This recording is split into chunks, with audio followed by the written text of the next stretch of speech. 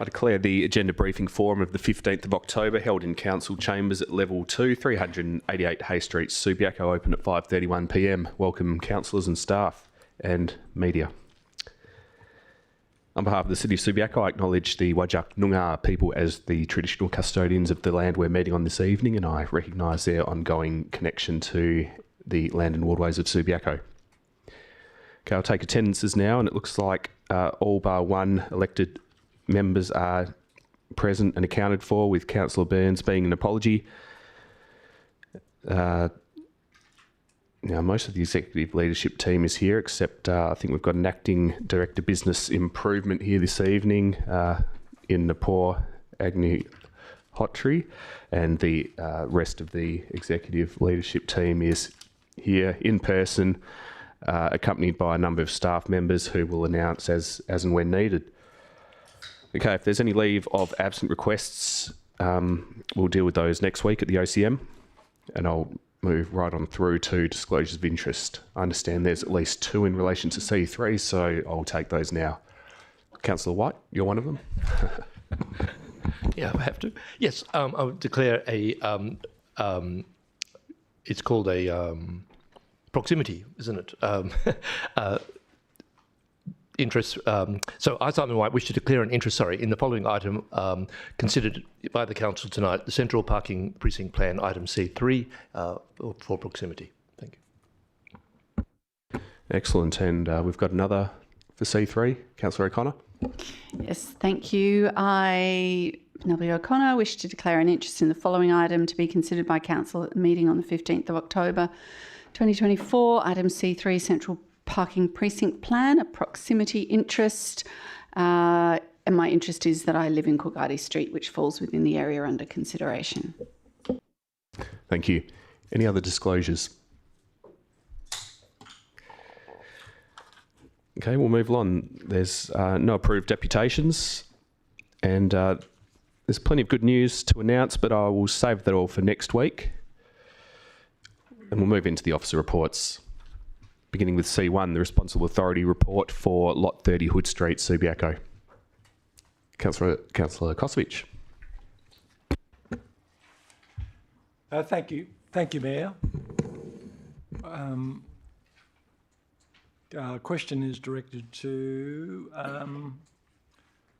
Director of Development Services, I believe. What were the actual grounds submitted by the applicants in seeking the removal of Condition 11? That is the requirement to provide 6 affordable housing units within the development, please. Director of Development Services, will you answer that, or will we ask Manager Planning Services, Anthony Denham?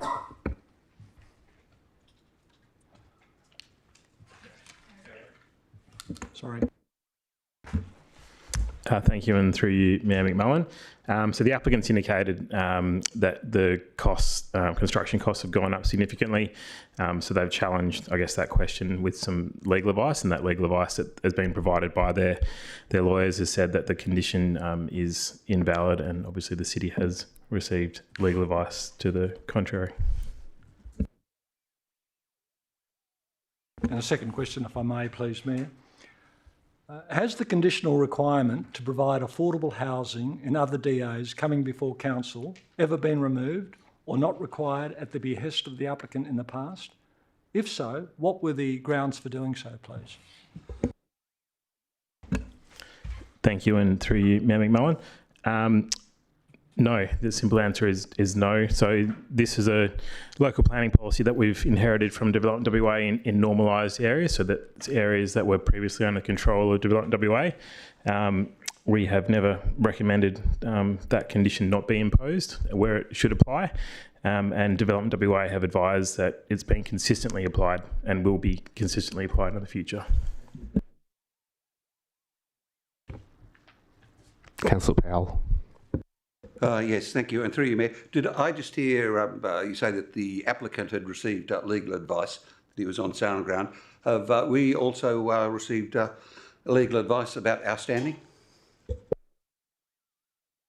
Thank you, and through you, Mayor. Yes, that's correct. So we tested the applicant's legal advice and sought our own, and both of those, all that information have been included in the RAR.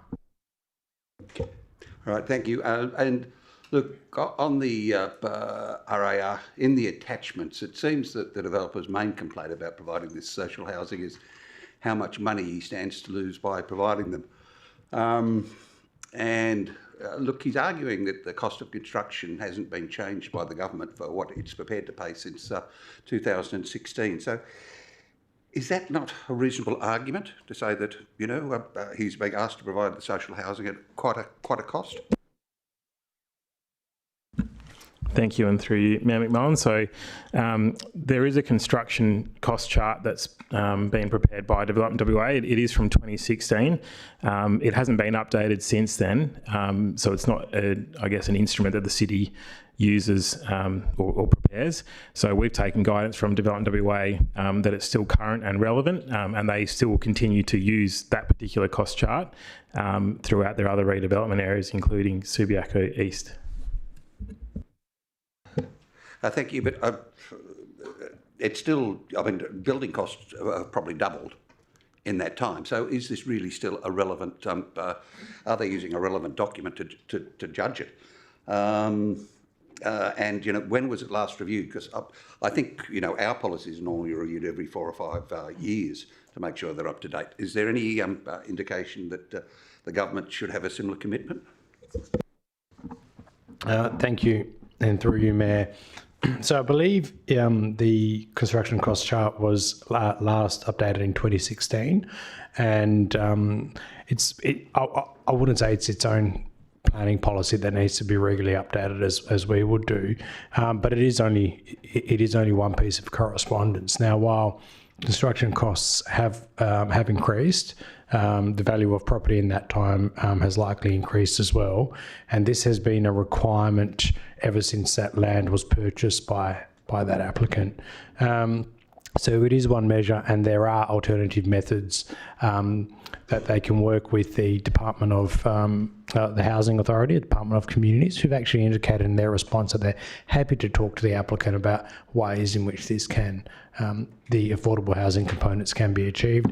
Other people have come onto the market, and there are other ways of considering it as well. So it is a guideline, and to answer your question, there's no formal requirement to ensure any of that construction costs to be updated, and there's been no sufficient evidence provided by the applicant through a quantity surveyor in any event to suggest that the construction cost for these affordable dwellings is prohibitive. I'm sorry, I thought there was a chart that he'd provided, you know, of the costs, of the relevant costs in the attachments. Thank you, and through you, Mayor McMullen. Yeah, so that's not from a quantity surveyor as far as we understand. It's just the maths that they've put forward, but it's not evidence that we've considered as being from a quantity surveyor. Okay, and thank you. Finally, if this is a standard condition, then there's no reason why the applicant would have known about this beforehand, is there? Thank you, and through you, Mayor, it's a development policy. So that development policy has existed for some time. So there would be no way that they would be unaware unless they didn't complete their due diligence appropriately. So it was in place before the land was purchased by this applicant. Councillor White. Thank you. There is some reference at times to the fact that the applicants, in their initial application, Form 1, and I'm not too sure that means much, actually proposed this. And I just wonder whether that holds any water, the fact that they proposed it, or whether they had simply had to do that because they were complying with what's there. I noticed in a lot of the public comments, people made the argument they proposed it, therefore they should be held accountable to it. Does that hold any water? Thank you. I'll attempt at answering this, and then I can refer to the manager. So that demonstrates that it was considered in their initial risk when they were looking at preparing the development plans. Now, we don't know what's actually transpired from the time that they lodged their DA, got their approval, and since they've now applied to remove that condition. So we would be using that as something that in our arguments to say, well, they actually were aware of this condition and should have factored it in. And we do feel that there is a strongish argument to make on that case. Don't know if you need to add anything.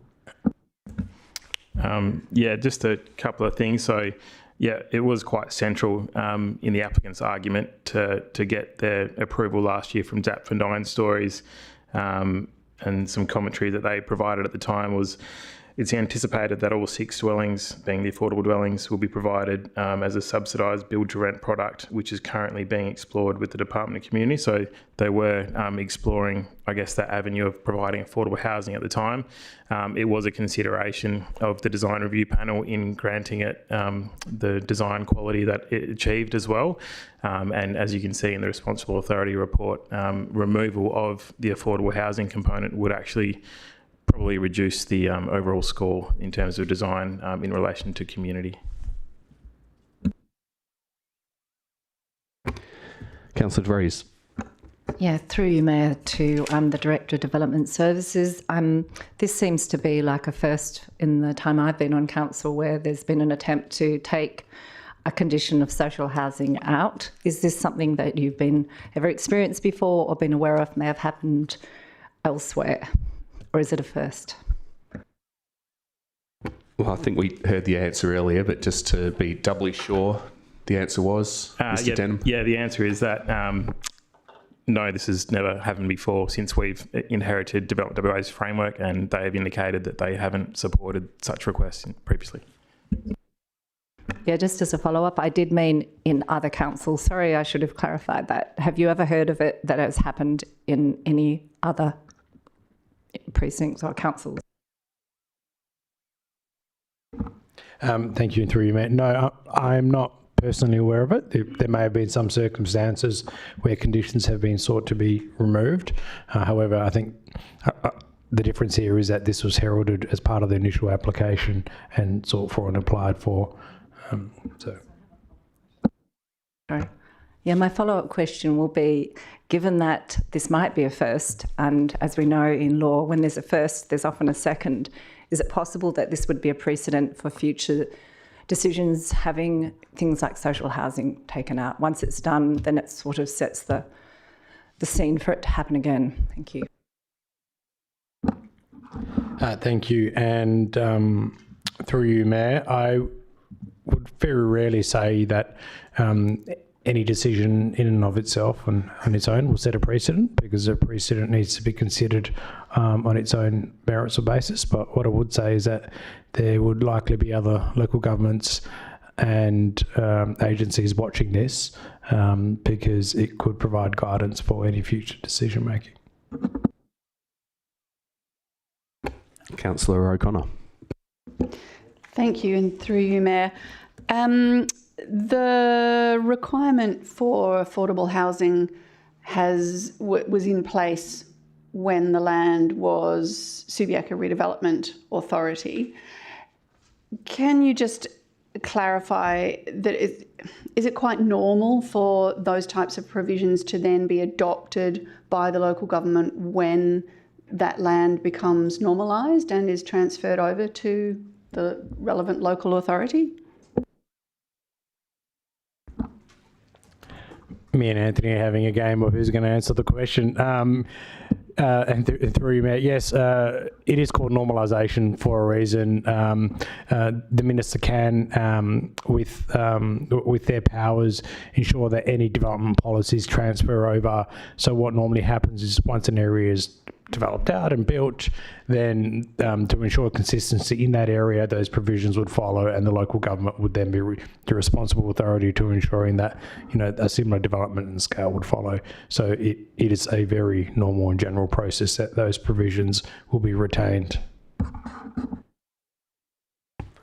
Any other questions on C1? I'll take the opportunity to ask a question about the applicant's legal advice. I can't recall that being circulated, and it's not part of the meeting materials, is it?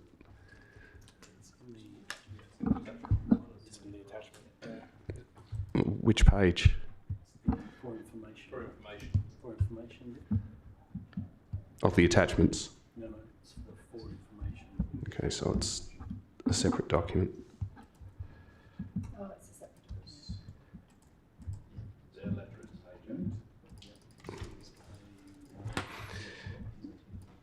Because I've been clicking on that and nothing's opening. It might just be a big document. Well, look, the question is who's acting for the applicant? Thank you, and through you, Hodgkin Hanley. Right.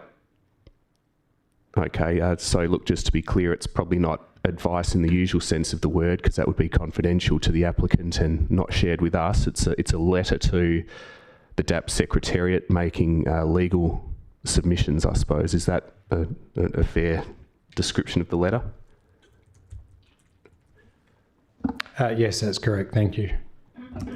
Right, and has Hodgkin Hanley ever, look, on instructions from this applicant on this development, made submissions that the condition was unlawful, either when it was considered by council previously or when it went to the DAP previously, or is this a more recent view that they're now expressing? Thank you, and through you, Mayor McMullen. So the applicant was happy to have the affordable housing provided as part of the 2023 approval. We never had any discussions or letters from their lawyers saying anything otherwise. So this is a new change. Good to know. Thank you. Any other questions on C1? Councillor Johnston. Thank you. I just wanted to, I've obviously read the legal response that staff sought, and that to me seems pretty straightforward. The only thing I was wanting to query was, it was in the letter that the lawyers responded with was point 49 in the for more information. I don't know if people have got that. And it was saying that in their opinion it would be inappropriate for the DAP to delete condition 11 in its entirety. But it was saying it would be open to the DAP to consider requiring less than the 12% minimum affordable housing units if the DAP is satisfied that selling the dwellings at the DP9 construction cost makes the development unfeasible. Can I just put a break on things for a second? This is legal advice which I don't think we're going to be sharing. It is public? It's in the, yeah. It's the letter in the for more information, which is... Okay, everyone gets a read. All right, go on. 41. Yep, okay. Well, so, look, we're happy enough with our advice. We think it's better than the applicants, so yeah, go ahead. Yeah, I thought the advice to me seemed really good. I was just wondering if anyone's got a comment on that clause. Thank you. Thank you, and through you, Mayor. I think what the advice is saying that just removal of the condition will be wholly inconsistent with what the planning framework is trying to achieve and the development policy.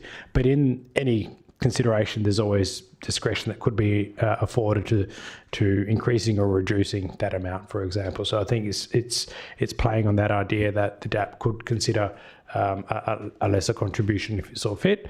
But there would need to be a really good argument, or there's no real planning guidance on why in this certain instance that would be the case. So it was just providing another opinion. Thank you. And I note they also made the comment that the value of the land of that site has probably significantly increased over the time. So obviously they'd expect to get greater profit from the profit-selling units that would compensate for the affordable housing units, I would have thought, if they have a good business model. Yeah, I agree. Thank you. Thanks for the question. Any other questions on C1 before we move on? Excellent. Okay, C2, the black spot projects for delivery in 2024, 2025. Any questions on C2? Councillor Kosovich. Thank you, Mayor.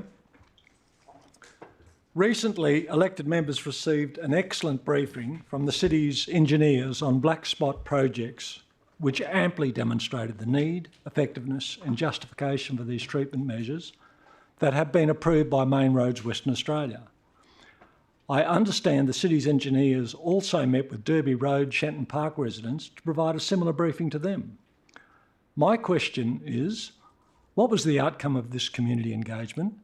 And do these residents now have a better understanding and appreciation of these planned treatments, including speed humps, please? Director Technical Services, you're going to pass this on to the Manager Engineering Services, Randy Akama. Thank you, and through you, Meg.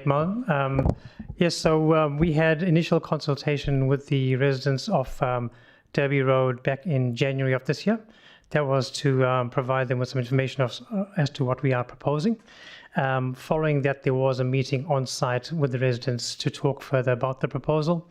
At that meeting, there was a small cohort of residents that actually joined some of our offices, where we outlined the rationale and the reasoning behind the project.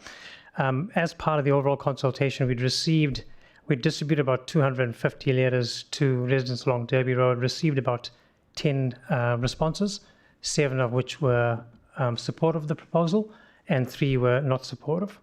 There's also been further interactions post the Council resolution of 25th of June this year as well, where both the Director of Technical Services and myself met the lead author of the petition of Derby Road to discuss the concerns raised as well. We also had a subsequent follow-up with Main Roads just to get some technical clarifications about some of the issues raised as well.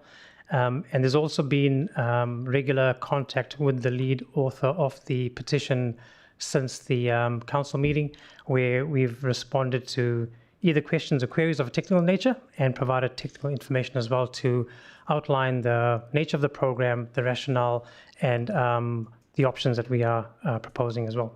Thank you. Thank you. Thank you. Just going to say an excellent response. Thank you. Councillor Powell. Thank you, and through you, Mayor. Did the mediation get anywhere? You know, was there any compromise reached at all? That's one for the Director of Technical Services. Thank you for your question and for you, presiding member. So obviously through that discussion, and Randy did touch on, I guess, the last site meeting that we had with the lead author of the petition. In addition to the first treatment that was proposed through the petition, which we refer to as a VAS in the report, there were a number of other options that were raised. Since we've sought advice from Main Roads, we've provided, I guess, our recommendations in relation to that and how it's not really suitable for that particular location. We've also looked into other items that were considered, which included just speed limit reductions in isolation and other treatments. So we've looked into all the different aspects, and those which were worth merit, those with some merit, or those were brought up in the original petition, have been enclosed in the officer's report. But there wasn't any real consensus or agreement reached. There was fairly intractable views on the matter. So, in effect, a bit of a stalemate, despite the best endeavours. For you, that's correct. Yes.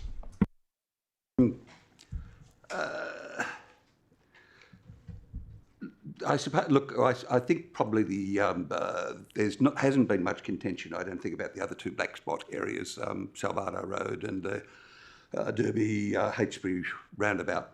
And just looking at this one on Derby Road, sorry, excuse me, between Aberdare and Nicholson. Look, when you boil it all down, there's really only one area between Onslow and Nicholson that seems to be in contention, and quite a deal of contention from the local people, and that's really only about 2 raised platforms. Is that a fair statement to say, apart from those 2 platforms, everything else is pretty much agreed, you know, about how to treat it?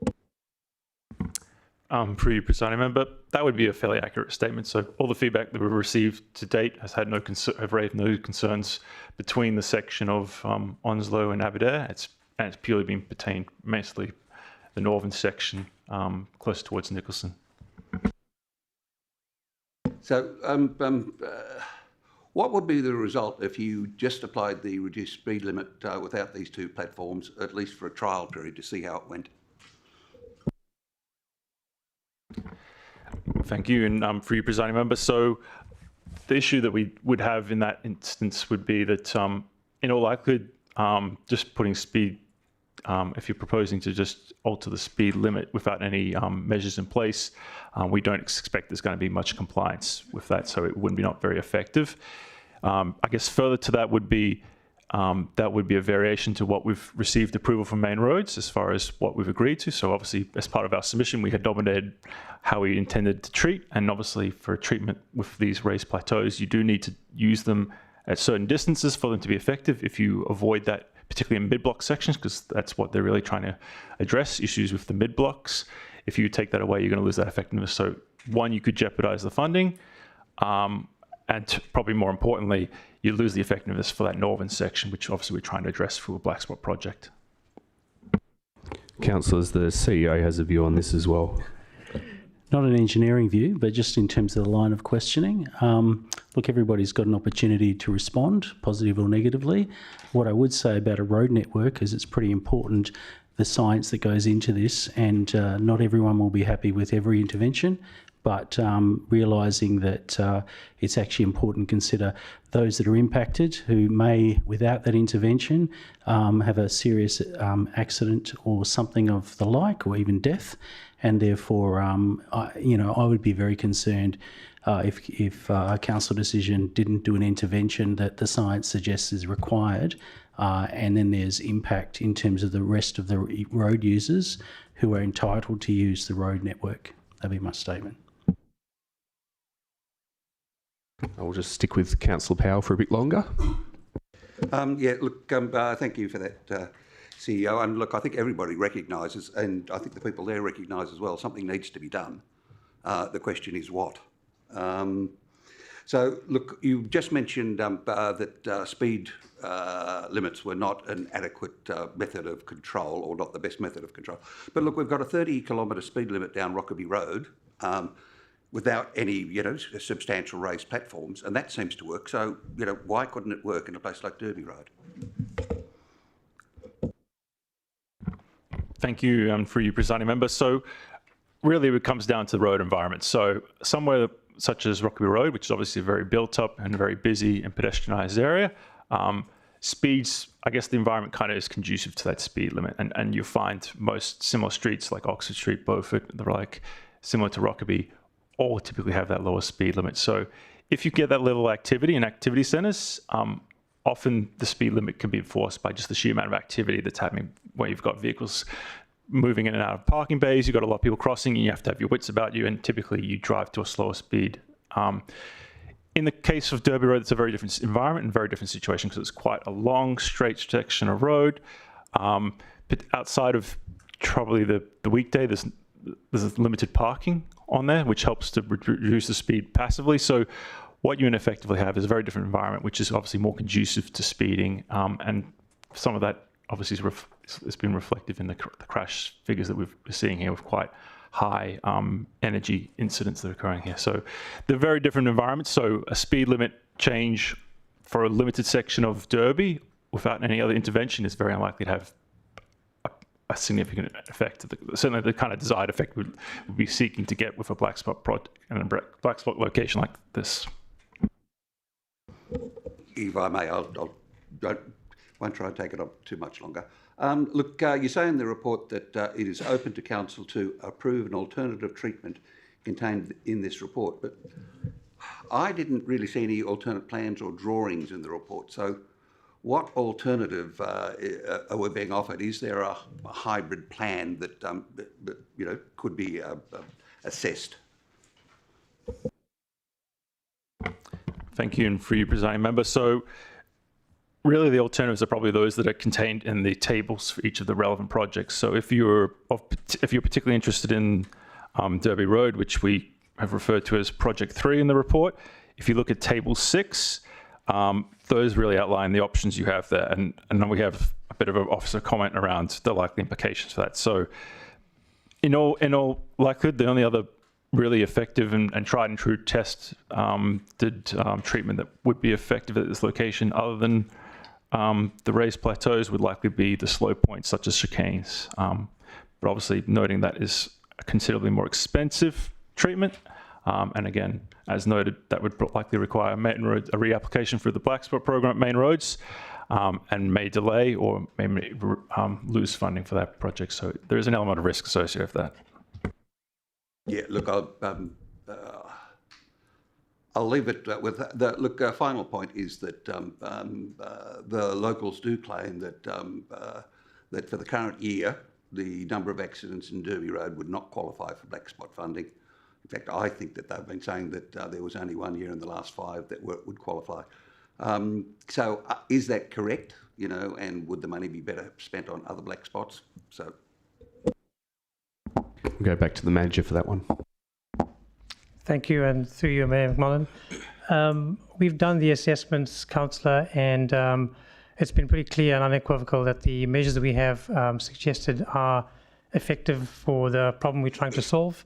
The number of crashes that have occurred over the ensuing 5-year period, it's pretty clear, the evidence is there. I just want to also point out that the project is actually funded through the Australian government Black Spot program, which is your 100% funded program, and the criteria to be met through that program are quite stringent, and they're reviewed by not just internal staff, but also quite rigorously reviewed for compliance with the criteria by Main Roads themselves as well. And this has met that criteria, and it is approved for full funding by the Australian Black Spot Fund as well. Thank you. There was a workshop on the black spot program to make sure that councillors are fully informed, which I think is quite valuable. That did have, I think, external engineers. Did they present an assessment of the plans that we're being asked to consider? Did they present their view?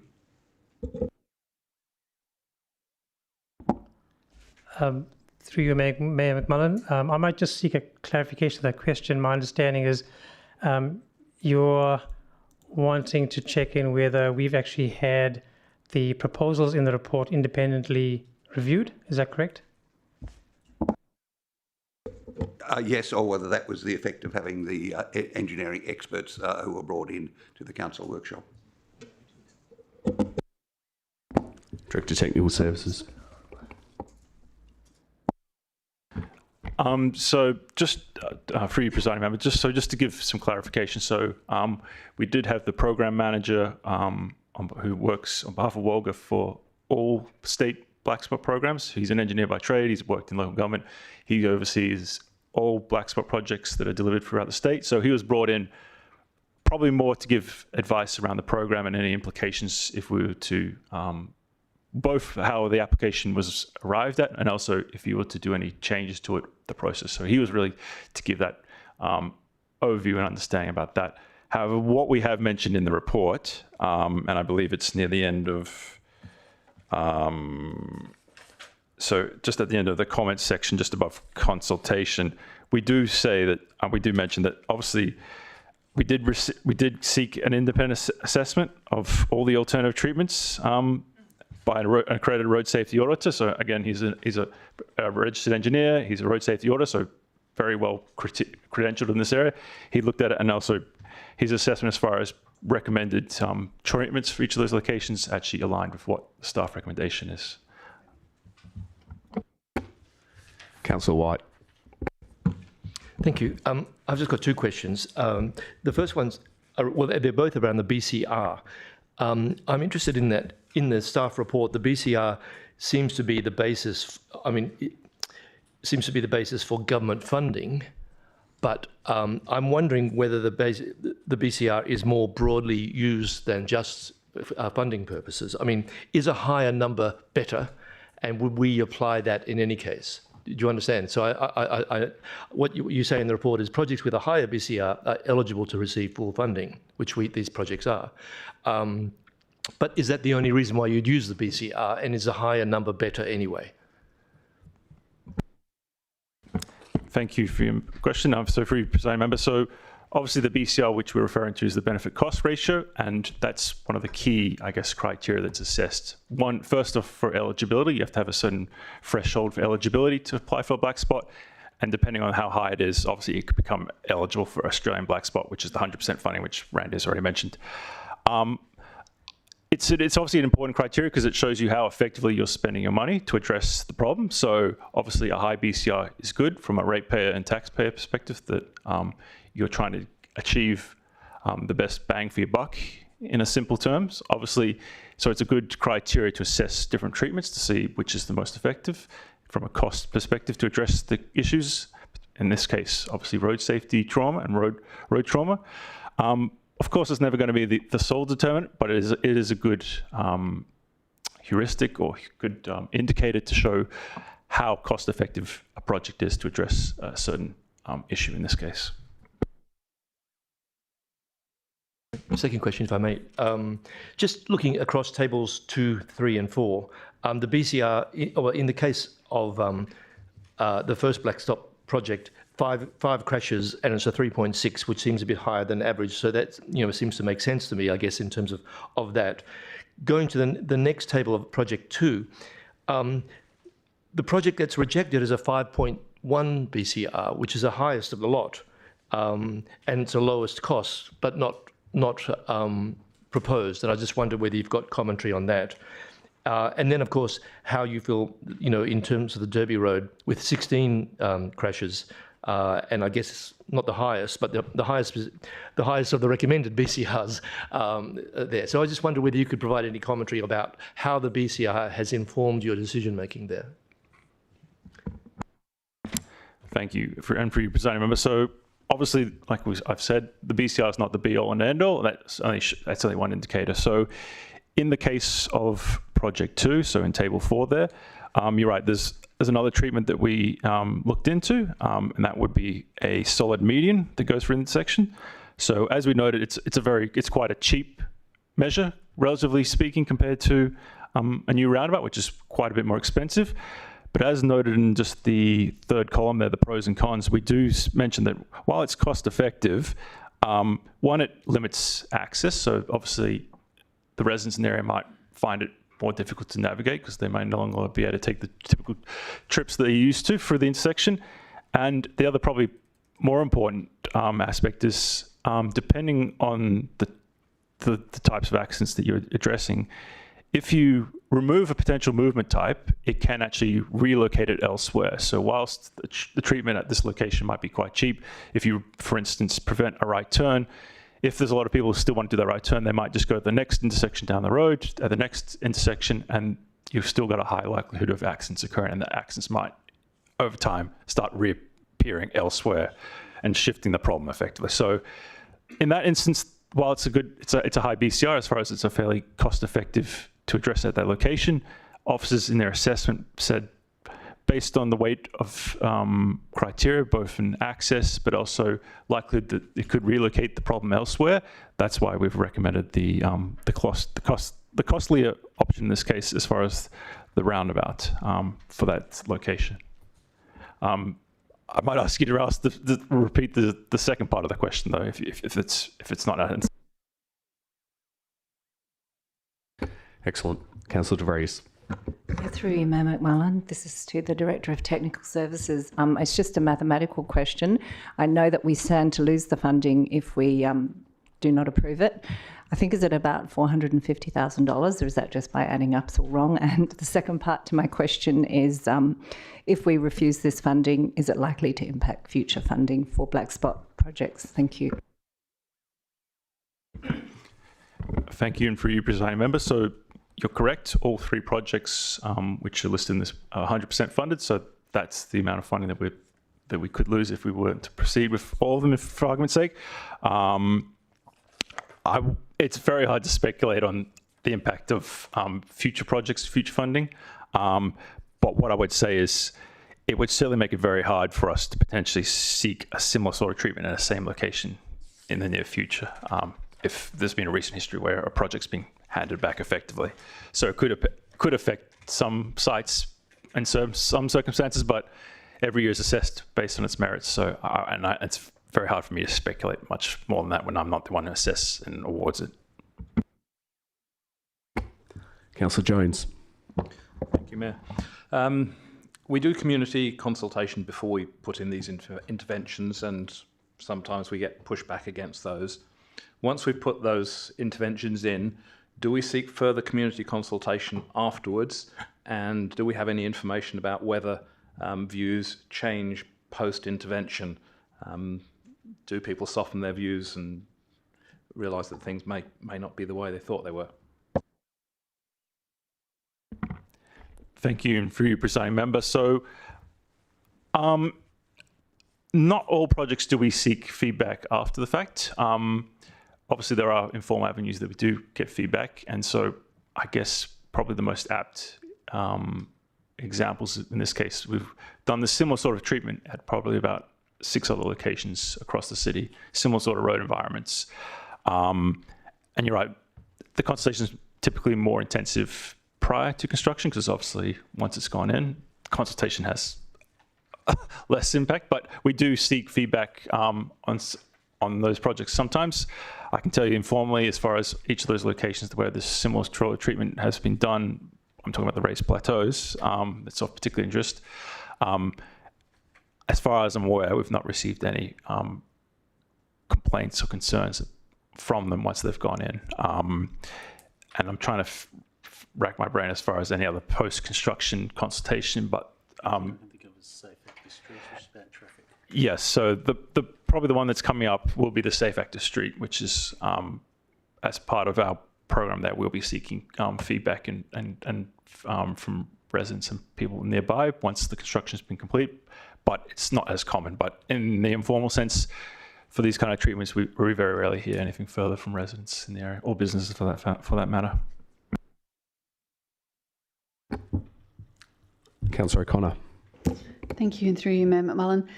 Are there other examples where the city has returned black spot funding before? Recently would do in terms of response? I realise I've given you a no notice on that question. Thank you for your presiding member. Just by virtue of being in the city for quite a long time, it's not too hard for me to answer. There's only been one project that's been returned in my time at the city, which is over 10 years, and that was actually at the intersection of Rockaby and Hammersley Road, and that was primarily due to concerns from Hammersley Road residents, and also, sorry, I should add, and also Hammersley and Heytesbury Road, which rather interestingly, as part of Hit Trivia, did prompt the overall Rocky Road South streetscape design, where it looked at more holistic treatment there. But aside from those two projects, I'm not aware of any which have been handed back on non-technical grounds. But how much funding are you getting from Black Spot on Rockley Road South? Yeah.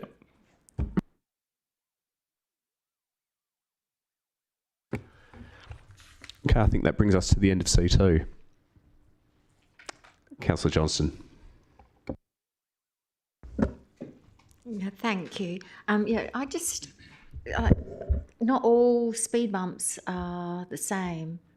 And I know you've mentioned what they're going to look like, and I'm going to go and have a look. I was hoping to get there today and I didn't, so I'm going to go and have a look. But could you, I know I drive along Fitzgerald Street in North Perth sometimes, and they've got speed bumps along there which seem to be really effective at slowing traffic, and they don't go all the way across the road. They have them on both sides, but you can sort of line your wheels up if you drive slowly enough, and you can line your wheels up so that you actually only have one wheel go over and the other wheel doesn't. Like it doesn't, the raised part isn't fully across, and so a lot of people, it's still effective, but you don't get the da-dum. Can we have any input into the design of the speed bump? Thank you, and for your presiding member. So I know the type of treatment you're talking about. So they're typically known as speed cushions, which are typically, like you say, more of a squarish shape, and designed normally to fit between the typical wheelbase of a vehicle. We have used those in the city, but we've moved away from them because they aren't as effective as a traditional hump. What we do find is if you can design the hump, or plateau as we typically call them, because it's normally a bit more extended than a standard hump, and you lower the profile of it, you actually do reduce a lot of that road noise. So we've moved away from using cushions because they aren't as effective, and certainly we wouldn't be recommending it for a site such as this, particularly when you have heavy vehicles such as buses, which will likely destroy them, and so you probably have an ongoing issue as far as the maintenance of them. They're not as effective. And like I said, we've used these kind of profile treatments elsewhere in the city very effectively with minimal concern. And by way of example, probably the most recent one, which would be a good comparable one to look at, would be probably those installed on Townsend Road, which would give a good idea as far as what they might look like.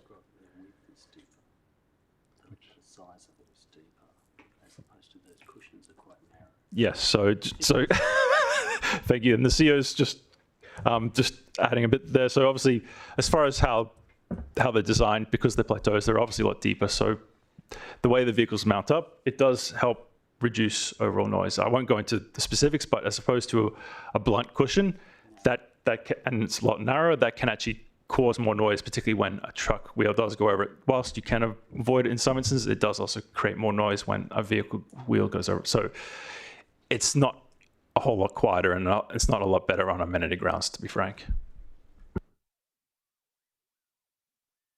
Follow-up question? No, thank you.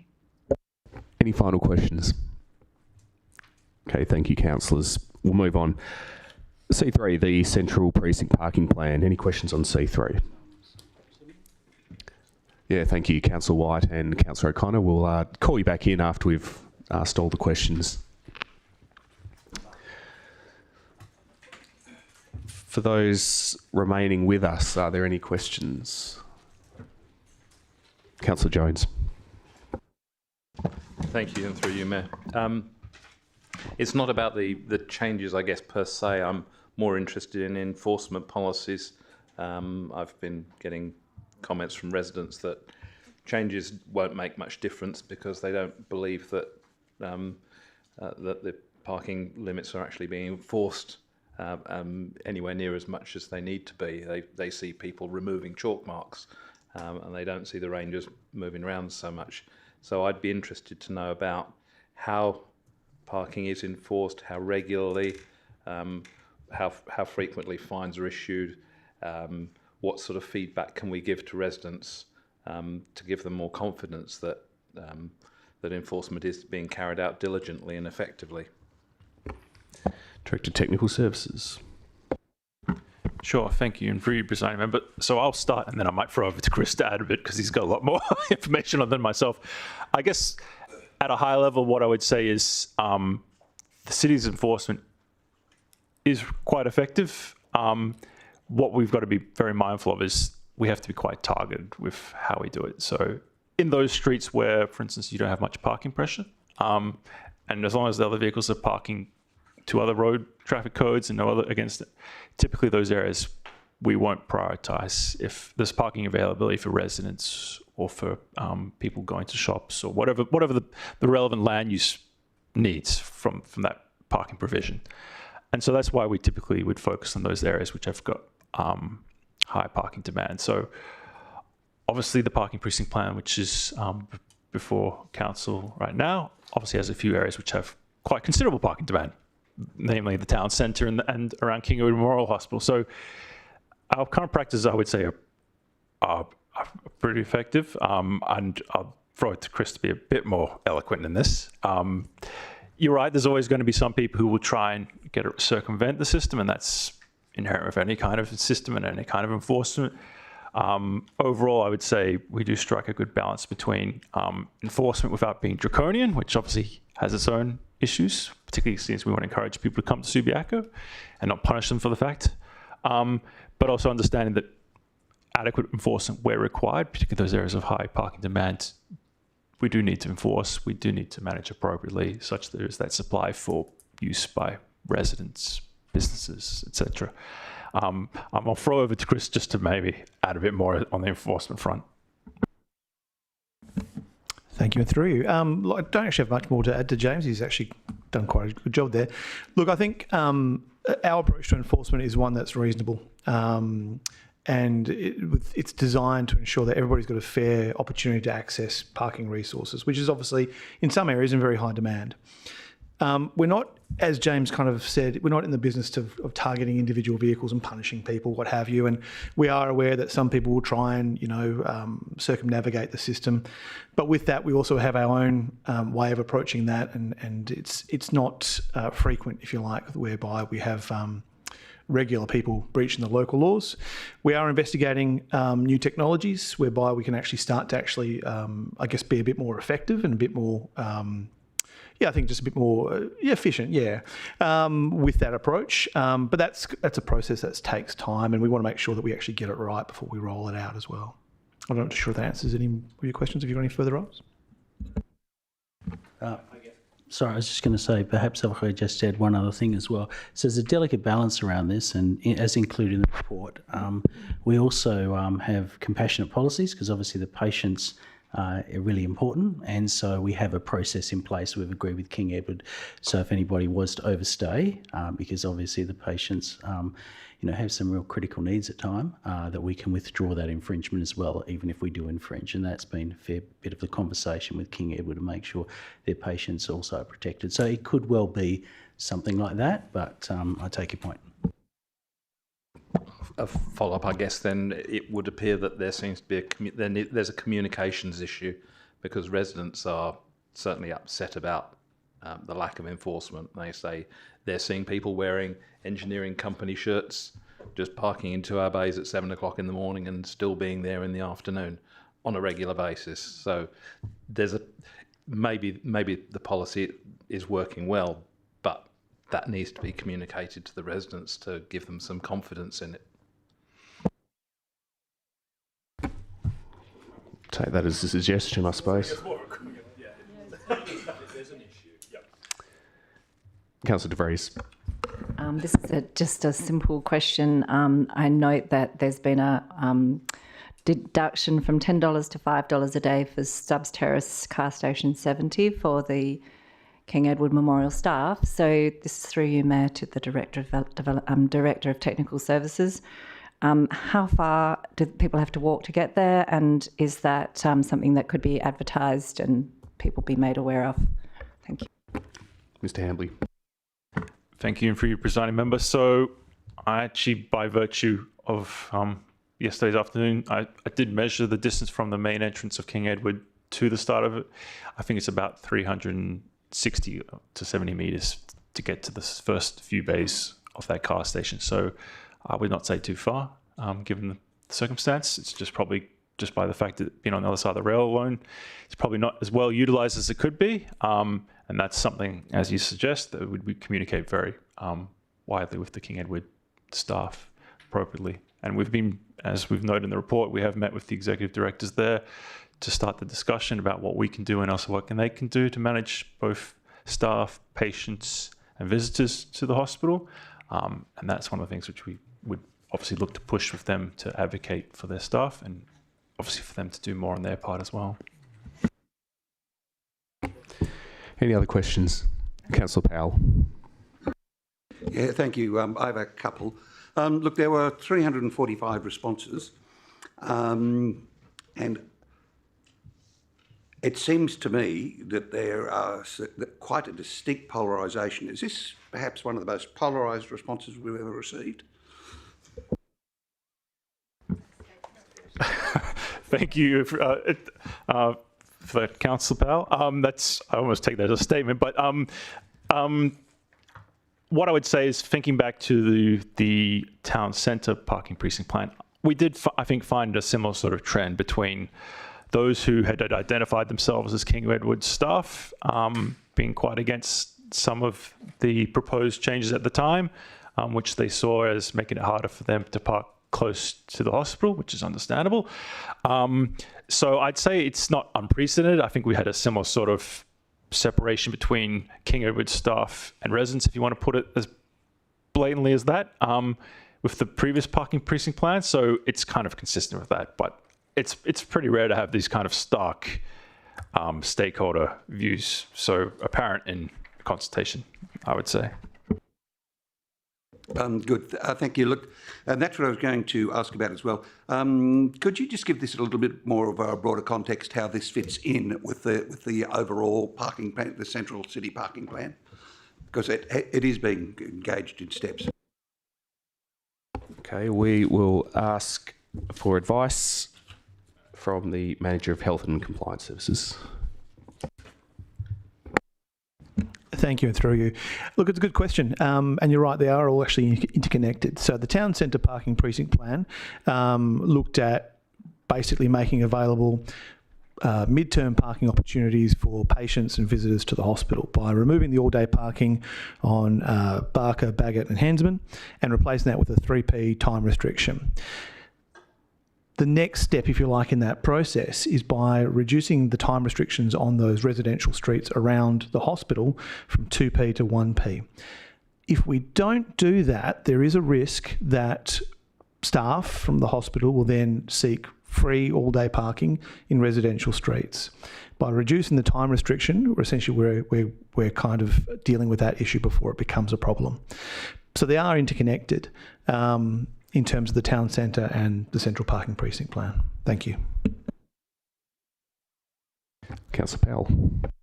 Yeah, on that, look, is 1 hour long enough for a person to make a hospital visit, you know, considering the time it takes them to walk to the hospital and get back? I mean, are we sort of, you know, making it almost impossible to go to visit the hospital, you know, not as a worker, or not as a resident, but as somebody who's just going along to see somebody? Mr. Rogers. Thank you, and through you. I think the part of the idea behind these parking precinct plans is we've made available now parking for those visitors on streets that are actually closer to the hospital. So they don't actually have to park in residential streets anymore. And as I might just also say as well that the town centre parking precinct plan has actually been quite successful. So for the first time in a long time, you can actually find available parking on Bagot Road, outside of the hospital, on Hensman Road near the hospital, on Barker, etc. So as I said, what we're doing is we've created that parking opportunity for those visitors and for those patients. I can't remember off the top of my head how many bays, but it's around 200 odd bays with about 53,000 parking opportunities, if you like, because of that 3p. We're getting that regular turnover. In the event that the plan's adopted by council, we do plan to actually keep an eye on how successful this actually is. And depending on that success, if we start to see a lot more parking opportunities in those residential streets, we're going to then speak with King Edward Memorial Hospital and see what we can do about expanding, I guess, parking schemes for their visitors and their patients as well. At the moment, though, that's not really an option because those streets are just clogged with King Eddie staff. Thank you. Yeah, look, that brings up the question of the government. Have we got anywhere at all with the government trying to meet some of their responsibilities for staff parking in the city and not providing adequate parking on the site? We've had a through the KC, you go ahead and answer. Through the chair. That's a bit disrespectful of me. Apologies. Through Mayor McMullen. We've had a number of meetings. And look, we've included the information that we've worked with them. They do have shifts. So they've got to try and manage shifts. It's not an easy situation to manage what they've got. They don't have many available for patients, which we would prefer more. And we have tried via different mechanisms to get them to use the all-day parking. So we have attempted to do that. And in our conversations, you know, they're clearly aware that when King Edward's Memorial Hospital moves to Murdoch, they will be, their staff will perhaps be in a world of pain in terms of the access and how they're going to hopefully, catch the train, because the options for parking will be significantly more expensive. So it is a delicate balance. We've attempted to give suggestions to them as to how they could manage that. But obviously they know the way in which they operate, predominantly around shifts and access and who needs to have be able to come into the hospital, to service their patients. So we've attempted to, as best as we can. Thanks, CEO. We appreciate it. Councillor Powell. Yeah, look, and just on the long-term parking, the $5 a day, will that be set aside just for hospital staff, or will it be open to the entire community? Mr. Hambley. Mr. Rogers. Thank you, and through you. Look, it's available to the public. I think parking is a public resource and should be available to everybody. The fact that it's currently underutilised, however, presents a fantastic parking opportunity for all-day parking for King Edward Memorial Hospital staff. Thank you. Any other questions? Councillor Johnston. Thank you, and through you, Mayor. Just wonder on the attachments in attachment 2. Yeah, attachment 2. I was just wondering what are the parking restrictions along the north side of Bagot Road? Because obviously any changes that we do can impact the north side of Bagot Road as well. Thank you. Thank you, and through you. Look, the north side of Bagot Road isn't actually part of the central parking precinct plan. However, again, ties back into that earlier question about how these plans are interconnected. So the town centre parking precinct plan has, again, that midterm parking option of 3 hours fee payable with the first hour free, the same as the southern side of Bagot Road. Thank you.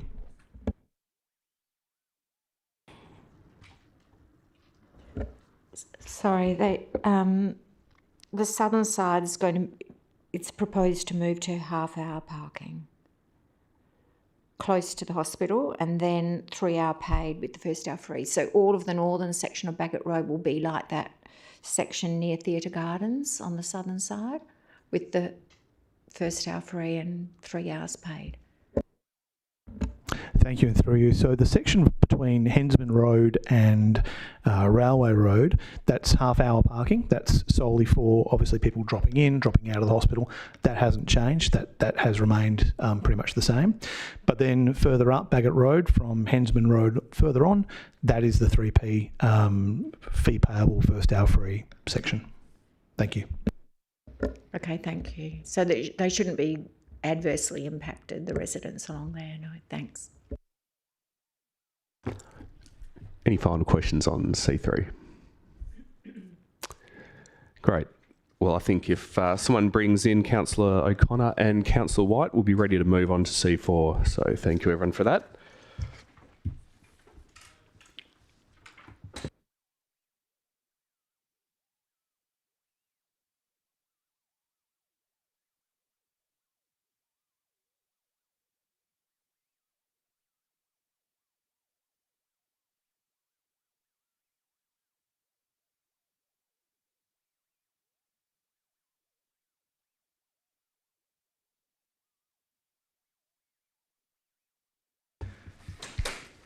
Okay, moving along. C4, the tender for cleaning services, tender A7809. Any questions on the tender? Councillor White. Yeah, I was just intrigued by, under the staff report, under sustainability considerations, it talked about HT services providing biodegradable compostable hand towels and compostable bin liners, etc., etc. Was that not part of the TOR or the scope of works? Or are we being provided this just because we thought they're being recommended and therefore we might be interested? But it seems to me to be surprising that this bit of detail is being given here and now. And I would have thought, or I guess the question is, was this not a part of the scope of works anyway? That's probably my first question. Director Corporate Services. Thank you, and through you. Yes, so the sustainability practices were assessed, as it's written there in the sustainability consideration section, as part of one of the assessment criteria. So it would have, and the assessment criteria was demonstrated understanding of the specifications. So we did have some specifications around that. And I guess it was just worth, we have a sustainability section in our reports. It's always worth calling out what are the sustainability implications of the recommendation. So we thought it worth just calling out there the sustainability kind of the qualities of HT services which fit in that box. Again, not to push the point at all, but did we ask for these things? Yeah, through you, Mayor. Yeah, I'd have to take it on notice if you wanted to know specifically what the terms of reference outlined. But yeah, we did essentially ask for environmental. There was environmental specifications within the tender. No, I'm not asking to create more work out of this, but it's just, as I say, it was very interesting to see, and it would. Yeah, I think I've already covered it. But thanks. Excellent. Any other questions? Okay, moving along. C5, the risk management policy and risk assessment criteria. Do I have any questions on C5? Councillor Powell. Sorry about that. Yeah, look,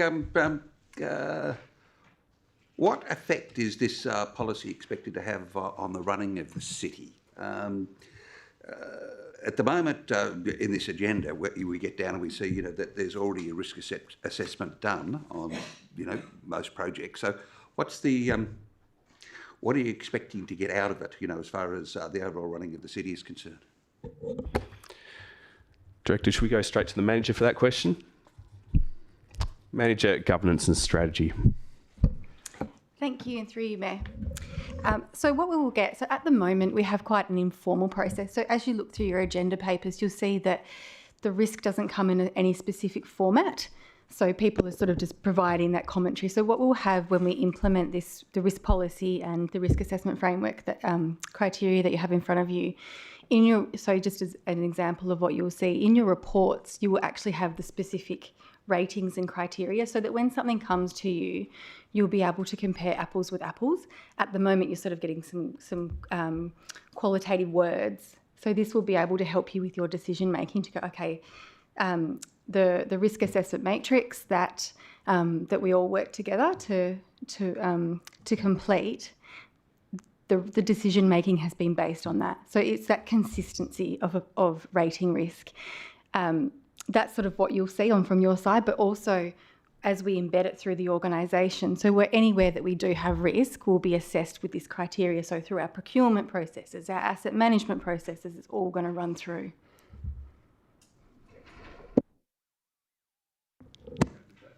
Yes, but almost.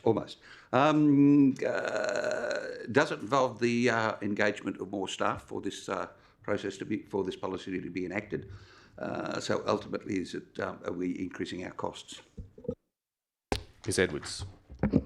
Thank you, and through you, Mayor. Yes, we currently have a role advertised at the moment, which is a risk and strategy specialist. So if you remember that we did have a governance coordinator, so that we're still keeping the same amount of FTE. We've just reframed the role as our branch has reformed.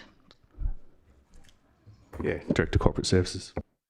Yeah, and so, in applying this framework, staff will be, required as part of their roles to use this framework, but they are applying risk assessment and criteria as part of their roles today. It's just not necessarily that it's done consistently across the city. And if we do risk management well, then, it should help us to avoid things like cost blowouts is one risk. If we assess it well and we put in place appropriate evaluations and treatments for that kind of risk, managing risk soundly should help us to avoid additional expenditures in the future rather than incur more.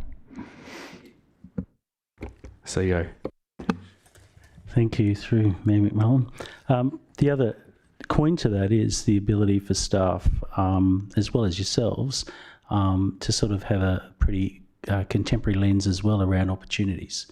So in addition to our decision making around that, it assists staff at all the various levels to understand where they can,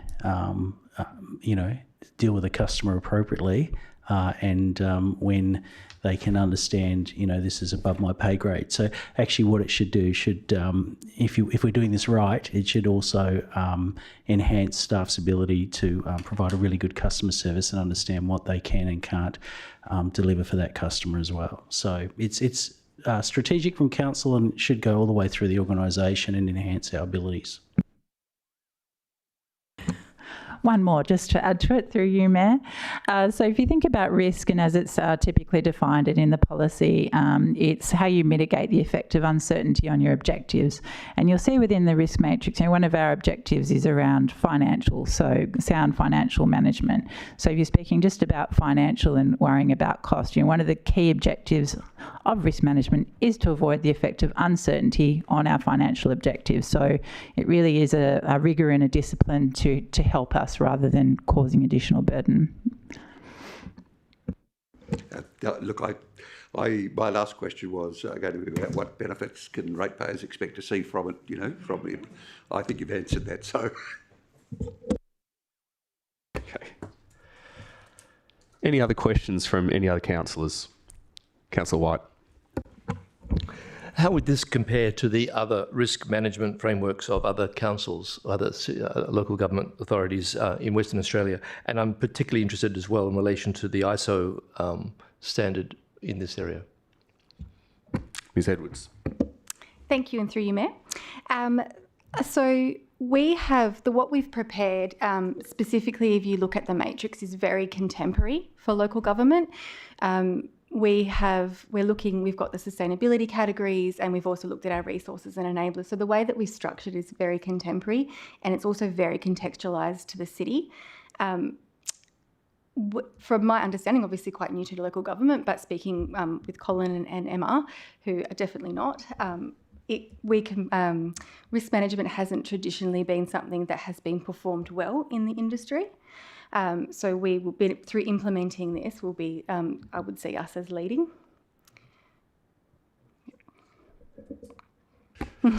Good answer, thank you. Any other questions? Okay, we'll move on. Getting through the agenda, C6, local government elections, review of Walga's advocacy positions. Any questions on C6?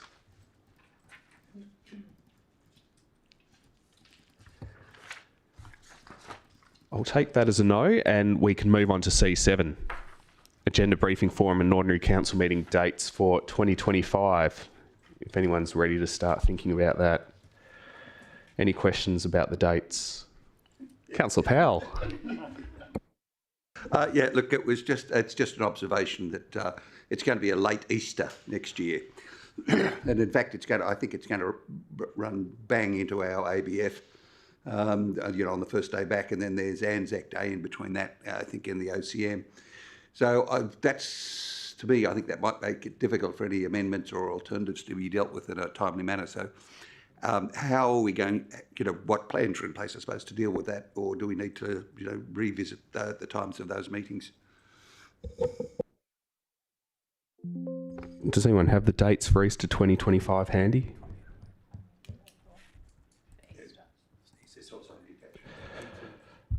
Okay, so that'll fall prior to the ABF date, won't it? Yeah, the ABF date, I think, is the 21st, I think. Yeah. So we'll have Easter, then we'll have the ABF, and then after that, amendments and alternatives would be due. Look, if anyone wanted to submit an EMM on the Thursday before Easter, even so, they could still do it and then take their Easter break, I suppose. So we can probably work around it, I think. And we've carefully avoided Anzac Day as well, so I think that works.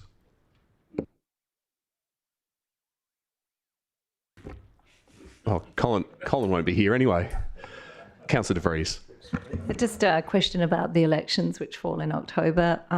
When does the caretaker's period start, and when are the elections? Does someone know for next year? I'll take an answer from CEO or governance or corporate services. Manager governance. Thank you, and through you, Mayor. So the election is on Saturday the 18th of October. So we did have a look at this one in terms of for the month whether we had the after the election we had the agenda briefing in OCM, or we went before, and then it gets quite busy towards the end of the year, so it was just too much to put it backwards. So the agenda briefing will be the Tuesday after the election. So we may have some newly appointed then. Thank you. Perhaps if I could, through the chair, you might have the caretaker. I'm looking it up, the caretaker question. So we have an existing policy, and I went through this last year because our policy is in conflict with the new changes to the Local Government Act that came in 1st of July last year, but there was no regulations with that. So the advice from the department incorrectly said that that didn't apply, but that will have come into effect, and I don't exactly know how many days that is, so hopefully someone's got it.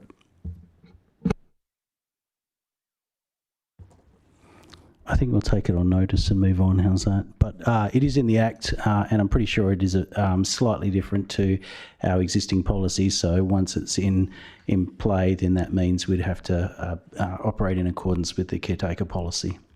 The caretaker requirements of the Local Government Act. Any other questions? Okay, I think that's C7 done. Any questions on C8, the financial statements and reports for the month ending 31 August 2024? Councillor Jones, you were asking about financially related things during the week. Were they in relation to items C8 or C9, and have they all been covered off? The question was just about the municipal fund. Can somebody explain what the municipal fund is? Is it interest bearing or non-interest bearing? Because it isn't obvious. It doesn't say it's non-interest bearing, but it seems to be so. Director of Corporate Services. Sure, through you, Mayor. Yes, it's non-interest bearing. So we received, substantial funds over the last few months in relation to the proceeds of sale of a couple of properties that you'll be aware of, and plus an influx of rates income. So the finance team has just distributed the majority of those funds into term deposits. Can I have some indication of why it takes such a long time? There's been a substantial amount in there for several months, which adds up to quite a large amount of interest. So what delays putting it into something? Sure, through you, Mayor. So there's a couple of things. One is that some of those funds only came in really late in September. So although it looks like, so it's October now, those funds came in very late in September, so they've just been invested. There was a proceeds of sale of 2 Upham Street. Some of those funds were designated for investment in the Aware Super Fund, as you recall from a prior council resolution. And we have been considering the appropriate timing of that investment, given a little bit of market volatility. And we have been investing that. We've commenced investing that in 5 tranches just to mitigate market timing risk to some extent. Also, with the remainder, sometimes it takes a little bit of while to think about our liquidity requirements, and also how to invest the funds to make sure that we're meeting the requirements of the investment policy. So things like how much to allocate to which financial institutions to make sure we're within all of the relevant thresholds, etc. So it is all. The appropriate amount is now all invested in term deposits. Okay, so C8, Councillor Johnston. Yes, thank you. Look, just a comment, but to me, when I look at the summary of cash and investments in the attachments, and it's got an asterisk for non-interest bearing accounts, to me it reads as if the trust fund is the only one that is non-interest bearing. It's the only one that has an asterisk against it, which doesn't have a lot of money in that account, a couple of $100,000, whereas the new municipal fund, the municipal investments and the reserve investments, none of those have an asterisk. So it reads to me as if they are all interest bearing. Can you confirm which of those are interest bearing and which are not then? Thanks. Yeah, through you, Mayor. So I can confirm that the municipal fund is also non-interest bearing, but look, it might have a small amount of interest. I'd have to double check, but it's not of the nature of a term deposit. So I will certainly investigate that in terms of the presentation of the report to make sure that we've got the asterisks in the right places. Thank you. Councillor Johnson. But can you confirm whether any of the other accounts are interest bearing or non-interest bearing? Thanks. Sure. Through you, Mayor. Yes, municipal investments and reserve investments are definitely interest bearing. Thank you. Great. Any other questions on C8? We'll move on to C9, the financial statements and reports for the month ending 30 September 2024. Councillors, any questions? Okay, well, I think that brings us to the end of the public agenda items. We will have at least one confidential item next week, but for tonight's purposes, I will declare the agenda briefing forum closed at 6:51 p.m. Thank you, councillors, for your consideration and questions, and thank you, staff, for your advice.